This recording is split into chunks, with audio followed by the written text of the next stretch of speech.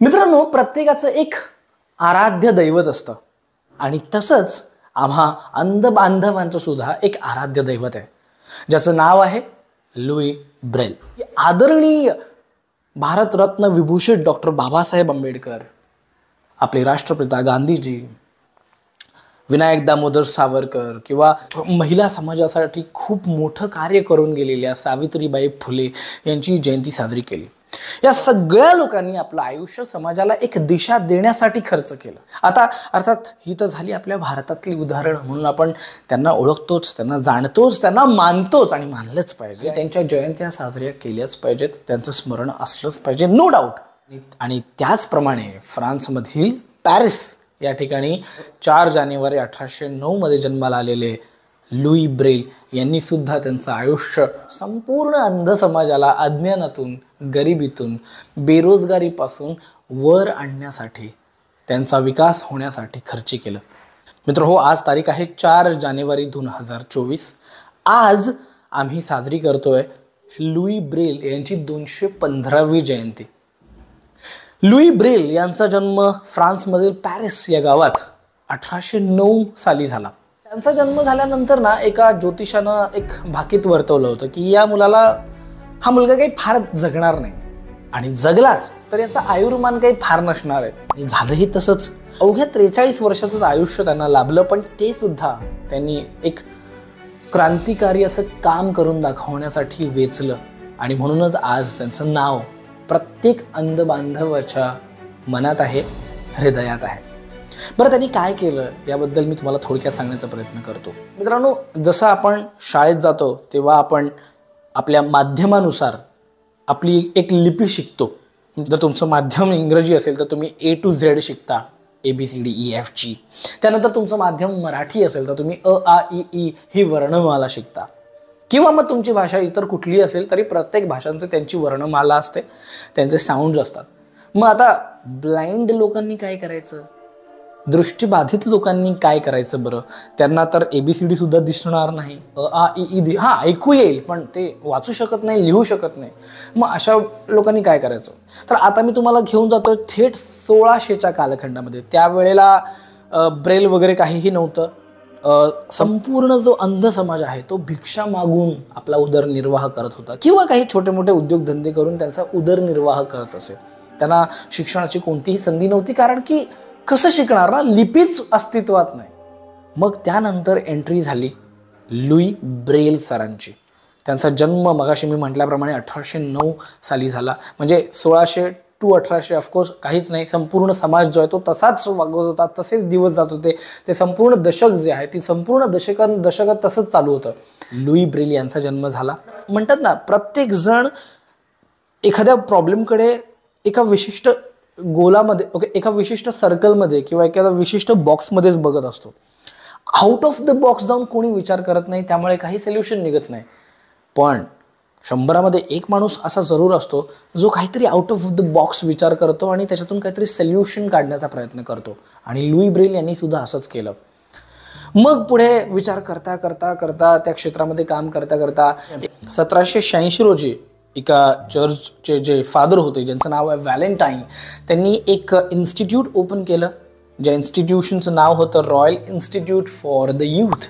त्यानंतर मग त्याचं नामांतरण royal institute for the blind youth असं सुद्धा म्हणण्यात आलं आणि तिथे बरीच लोक एकत्र यायला लागली. 1600च्या दरम्यान असे काही संदर्भ सापडत आहेत ज्याच्यामध्ये अंध लोकांना लाकडावर एम्बॉस करून बोरुने म्हणा किंवा तशा काही टूल्सचा वापर करून ना लाकडावर कोरून शिकवण्याचा प्रयत्न केला. ती जी स्क्रिप्ट आहे, जी आपली रेग्युलर स्क्रिप्ट आहे, ती शिकवण्याचा प्रयत्न केला, पण तेही असफल ठरलं. त्यानंतर पुढे आणखी एक मोठा बदल झाला, ते म्हणजे आता लाकडाची जागा कागदाने घेतली होती. मग कागदावरती लिहून शिकवण्याचा प्रयत्न करण्यात आला, पण तोही असफल ठरला. कारण मग कसं शिकणार, कसं वाचणार ना, कारण त्यांना दिसतच नाही. या इन्स्टिट्यूशनमध्ये हळूहळू मग बरीचशी अंध लोक तिकडे एकत्र जमायला लागली. त्यांचं मग तिकडे डिस्कशन होऊ लागलं. मग हळूहळू ना royal institution for the youth rather royal institution for the blind youth या इन्स्टिट्यूशनमध्ये हळूहळू मग एक 12 टिंबांची स्क्रिप्ट विकसित झाली, 12 टिंबांची लिपी विकसित झाली. त्या लिपीचा वापर करून लिहिताना वाचताना ते खूपच अडचणीचं जाऊ लागलं. म्हणजे संपूर्ण 12 टिंब मोजा, मग ती लिहा, मग त्याचा अर्थबोध करा, याला भरपूर जास्त वेळ लागत होता आणि ती बिलकुल कन्व्हिनियंट नव्हती. मित्र हो, मगाशी सांगितल्याप्रमाणे अर्थातच royal institution for blind youth या इन्स्टिट्यूशनमध्ये लुई ब्रेल यांचा सुद्धा समावेश होता. हे सातत्याने तिकडे जाऊन त्यांचे प्रयत्न करत होते. हळूहळू काम करता करता हीच 12 टिंबांची लिपी त्यांनी 6 टिंबांवरती आणून बरोबर बसवली. आणि काय ते आश्चर्य मित्रांनो, याच 6 टिंबांच्या आधारावरती, याच 6 टिंबांच्या लिपीवरती अंध व्यक्ती कोणत्याही भाषेमध्ये कागदावरती त्याचे विचार मांडू शकतो, त्याचे विचार वाचू शकतो आणि तो वाचून लोकांपर्यंत पोहोचवू शकतो. इतकी कपॅसिटी त्या लिपीमध्ये आली. आणि हे घडलं फक्त लुई ब्रेल यांच्यामुळे. त्यानंतर पुढे मग लोकांना त्याचं महत्त्व कळलं आणि ही लिपी जी आहे ती फ्रान्समध्ये न राहता संपूर्ण जगभरात पसरली. आणि संपूर्ण जगभरातील अंध समाज जो आहे त्यांनी या ब्रेल लिपीचा स्वीकार केला आणि याच ब्रेल लिपीच्या साहाय्याने आपलं शैक्षणिक आयुष्य आहे ते सुरू केलं, आपलं ज्ञानार्जनाचं काम जे आहे ते सुरू केलं.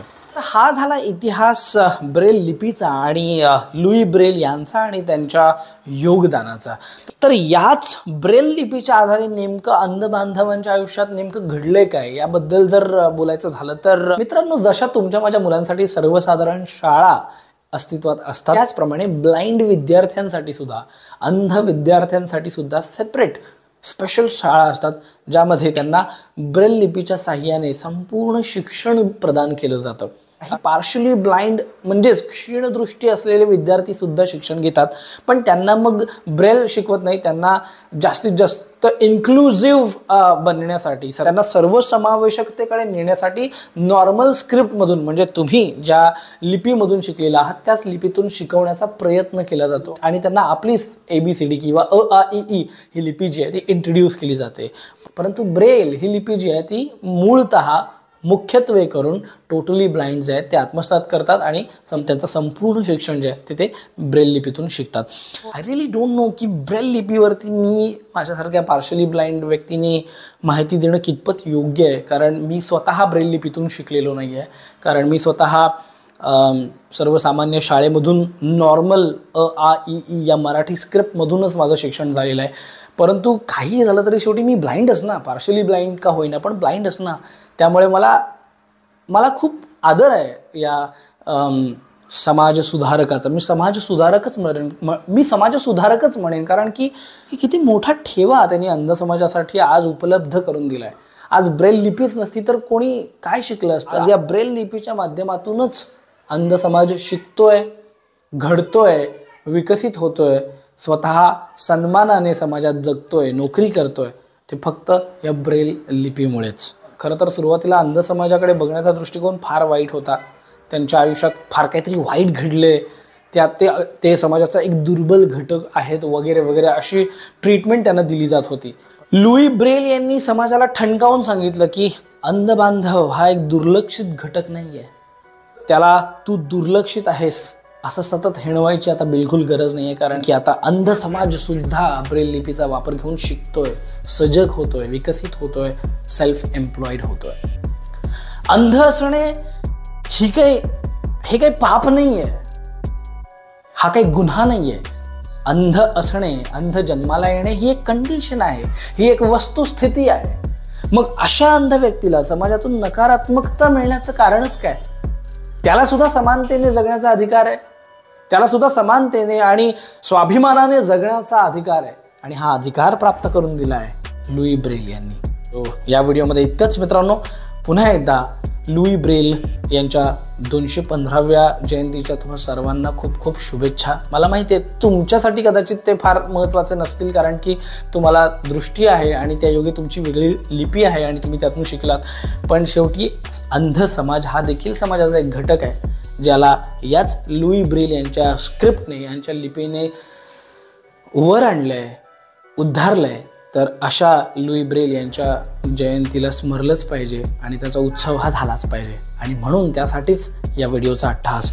मित्रांनो, व्हिडिओ आवडला असेल तर जरूर लाईक करा, कारण खूप मनापासून, खूप आतून या भावना आलेल्या आहेत. खूप आतून हे विचार मी आपल्यासोबत शेअर करतोय. व्हिडिओसुद्धा तुम्ही जास्तीत जास्त शेअर करा, जेणेकरून जास्तीत जास्त लोकांपर्यंत लुई ब्रेल म्हणजे नेमके कोण आणि त्यांचं काय योगदान आहे अंध समाजाच्या प्रती याबद्दलची माहिती ते सुद्धा घेऊ शकतील. So that's it for this video. सबस्क्रिप्शनचं अपील करताना देखील मी तुम्हाला सांगेन की मित्रांनो, 83% लोक असे आहेत की जे वारंडकर व्लॉग्सचे व्हिडिओ एन्जॉय तर करतात, पण त्यांना सबस्क्राईब करत नाही. राव यार, सबस्क्राईबचं बटन प्रेस करायला तुम्हाला काय जात आहे. तर ठीक आहे, म्हणजे तुम्ही एन्जॉय करता, ही खूप खूप चांगली गोष्ट आहे माझ्यासाठी. माझं कॉन्टेंट तुम्ही बघताय, तुम्हाला आवडतंय, मला पटतंय. पण जर सबस्क्राईब केलं तर मला आनंदच होईल. तद्वत असेच नवनवीन व्हिडिओज बनवण्याची प्रेरणा मला सतत मिळत राहील. त्यामुळे डू सबस्क्राईब वारंडकर व्लॉग्स. भेटूयात येत्या शनिवारी आणखी एका व्हिडिओमध्ये. Bye for now.